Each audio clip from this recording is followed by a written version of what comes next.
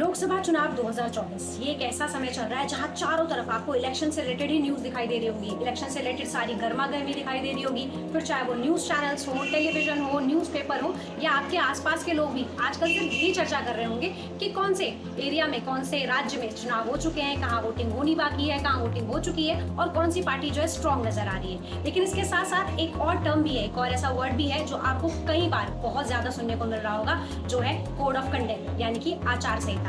चलिए आज शॉर्ट में जानते हैं कि आचार संहिता होती क्या है, राइट, और इसको हम थोड़ा सा ब्रेक डाउन करने की कोशिश करते हैं। बेसिकली आचार संहिता जो है वो इसीलिए लागू की जाती है ताकि कोई भी चुनाव, चाहे वो विधानसभा चुनाव हो या लोकसभा चुनाव हो, वो स्वतंत्र रूप से और निष्पक्ष तरीके से किए जा सके। आचार संहिता बेसिकली एक नियम है जो किसी भी चुनाव से पहले स्टार्ट कर दिए जाते हैं। जैसे ही चुनाव की तारीख तय होती है उसके बाद से ही आचार संहिता लागू हो जाती है। आचार संहिता में जो है बेसिकली कुछ नियम है जो मैं आपके साथ शेयर करती हूँ, जिसमें से ये है कि कोई भी राजनीतिक पार्टी जो है किसी भी तरीके के जो सरकारी विमान है, वाहन है या बंगले का उपयोग अपने चुनावी प्रचार में नहीं कर सकती। इसके साथ कोई भी राजनेता जो है किसी भी तरीके का लोकार्पण या शिलान्यास चुनावी ये जब तक आचार संहिता लग रही है इसके दौरान नहीं कर सकते।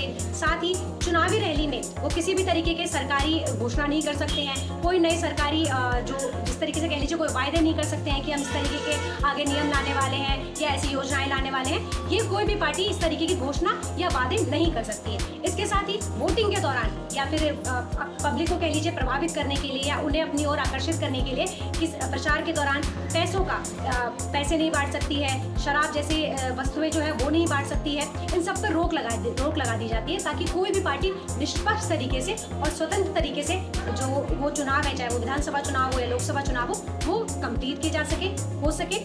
इसके साथ ही अगर चुनाव संहिता का कोई भी पार्टी या कोई भी नेता जो है वो उल्लंघन करते हुए नजर आते हैं तो उन्हें किसी भी तरीके की आराम से सजा भी मिल सकती है। जैसे कि आपने लगा लीजिए, हो सकता है कि उन्हें खारिज कर दिया जाए कि वो अब चुनाव के लिए खड़े ही नहीं हो पाएंगे, या फिर हो सकता है उन्हें जेल भी मिल सकती है या उन्हें जेल भी हो सकती है। ये सारी चीजें इसीलिए की जाती है ताकि चुनाव जो है आराम से, अच्छे तरीके से, सही तरीके से, निष्पक्ष तरीके से किए जा सके। तो आपने जाना कि चुनाव संहिता या कह लीजिए आप आचार संहिता वो क्या है, इसे मैंने आपको शॉर्ट में बताने की कोशिश की है।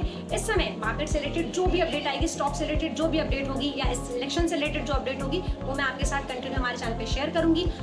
चुनाव संहिता या माफ कीजिएगा आचार संहिता के बारे में अगर आप और गहराई से जानना चाहते हैं और डिटेल में जानना चाहते हैं तो मुझे कमेंट करके जरूर बताइए ताकि मैं इसके ऊपर भी पूरा एक फुल लेंथ का वीडियो क्रिएट करूँ। तब तक के लिए